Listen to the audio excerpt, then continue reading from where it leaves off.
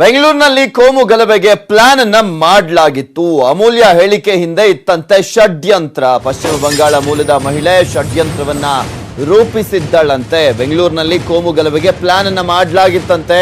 ಅಮೂಲ್ಯ ಹೇಳಿಕೆಯ ಹಿಂದೆ ಇತ್ತಂತೆ ಷಡ್ಯಂತ್ರ. ಈ ದೇಶದ್ರೋಹಿ ಹೇಳಿಕೆಯನ್ನ ನೀಡಿದ್ಲಲ್ಲ ಈ ಅಮೂಲ್ಯ, ಈ ಹೇಳಿಕೆಯ ಹಿಂದೆ ಒಂದು ಷಡ್ಯಂತ್ರ ಇತ್ತಂತೆ. ಅದು ಬೆಂಗಳೂರಿನಲ್ಲಿ ಕೋಮು ಗಲಭೆಯನ್ನ ಸೃಷ್ಟಿಸುವಂತ ವಿಚಾರಕ್ಕೆ ಸಂಬಂಧಪಟ್ಟಂತೆ ಪಶ್ಚಿಮ ಬಂಗಾಳ ಮೂಲದ ಆದಿತ್ಯ ಅಸ್ವಿಕಾ ಅಲಿಯಾಸ್ ಜೂನ್ ಎಂಬುವಳ ಮೇಲೆ ಆರೋಪ ಕೇಳಿ ಬಂದಿದೆ. ಅಮೂಲ್ಯ ಬ್ರೈನ್ ವಾಶ್ ಮಾಡ್ತಾ ಇದ್ಲಂತೆ ಈ ಅಸ್ವಿಕಾ ಅಲಿಯಾಸ್ ಜೂನ್. ವಿಚಾರಣೆಯನ್ನ ಮಾಡಿದ್ದಾರೆ ಪೊಲೀಸರು. ಜೂನ್ ಅಂದ್ರೆ ಜೂನ್ ತಿಂಗಳಲ್ಲ, ಆಕೆ ಹೆಸರು ಕೂಡ ಜೂನೇ. ಉಪ್ಪಾರಪೇಟೆ ಠಾಣೆ ಪೊಲೀಸರಿಂದ ವಿಚಾರಣೆಯನ್ನ ಮಾಡಲಾಗಿದೆ.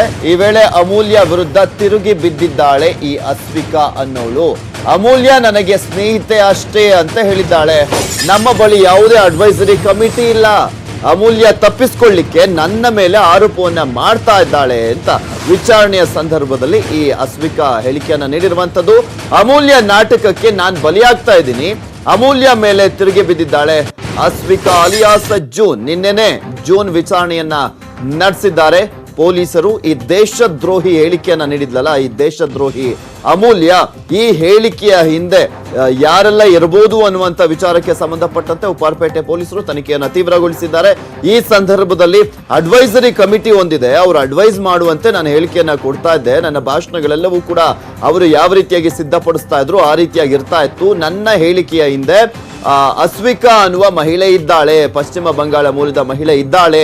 ಇಲ್ಲಿ ಬೆಂಗಳೂರಿನಲ್ಲಿ ಕೋಮು ಗಲಭೆಯನ್ನ ಸೃಷ್ಟಿ ಮಾಡುವಂತ ಷಡ್ಯಂತ್ರ ಅಡಗಿತ್ತು ಅನ್ನೋದೆಲ್ಲವನ್ನೂ ಕೂಡ ಅವಳು ಮಾತನಾಡಿದಂತ ಸಂದರ್ಭದಲ್ಲಿ, ವಿಚಾರಣೆಯ ಸಂದರ್ಭದಲ್ಲಿ ಈಗ ಪೊಲೀಸರು ವಿಚಾರಣೆಯನ್ನ ಮಾಡಿದ್ದಾರೆ ಆ ಅಸ್ವಿಕಾ ಅನ್ನೋಳನ್ನ.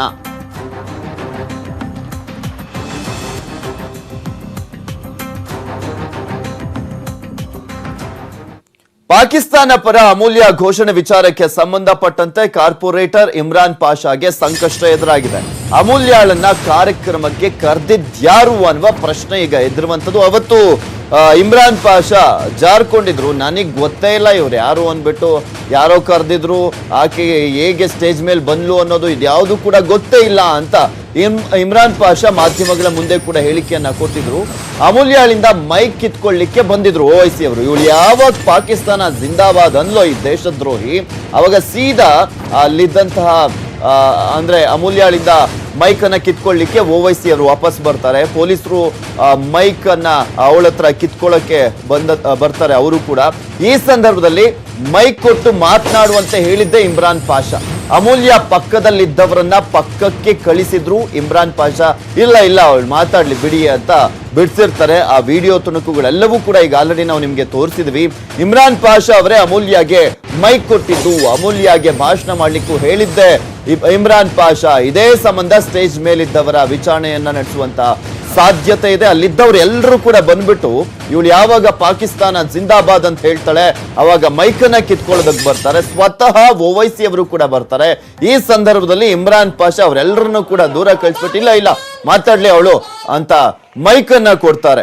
ಅದನ್ನು ಕೂಡ ಆ ವಿಡಿಯೋ ತುಣುಕುಗಳನ್ನ ಕೂಡ ಆಧರಿಸ್ಬಿಟ್ಟು ಪೊಲೀಸರು ವಿಚಾರಣೆಯನ್ನ ಮಾಡ್ತಾ ಇರುವಂತದ್ದು.